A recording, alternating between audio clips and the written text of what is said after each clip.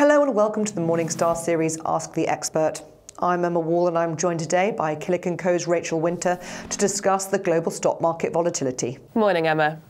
So over the last week, we have seen the FTSE 100 fall in value, and in particular over the last couple of trading days, we have seen increased volatility across global stock markets, triggered by jobs figures from the US on Friday. What should investors do about this new market environment?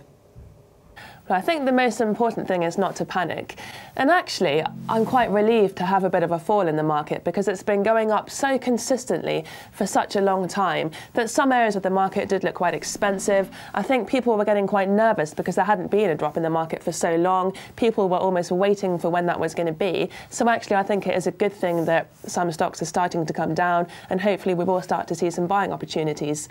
In my view, I think this is a short-term thing. I don't think it's the start of the next financial crisis. I don't think it's going to be a huge market crash, but I think it's natural that markets are volatile, and I think it's good that we have seen an end to the very consistent level of rising that has been the case over the last year. So it seems that you're saying this is not the beginning of the end, but this perhaps is the beginning of increased volatility. Is that something investors should be prepared to stomach then going forward? We will see this increased volatility in markets. I think so, yeah. In my view, that's how markets should operate. They should be a bit up and down. They shouldn't be consistently rising over time. They should really be going up in line with global growth. And over the last year, we've seen markets far outpacing global growth. So I think it's good that the valuations have come down a bit so they do correspond more to more normal levels. And also, the reason the markets have been so high over the last few years is because interest rates on bonds have been so incredibly low.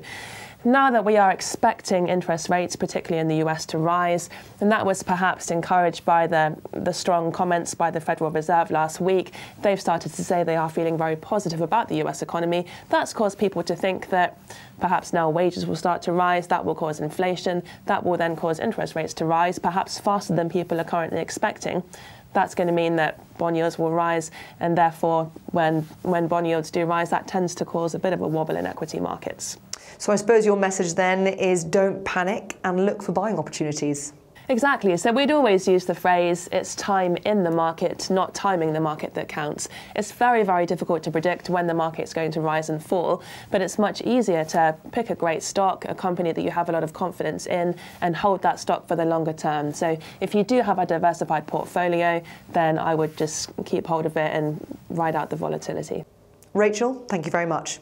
You're welcome. This is Emma Wall for Morningstar. Thank you for watching.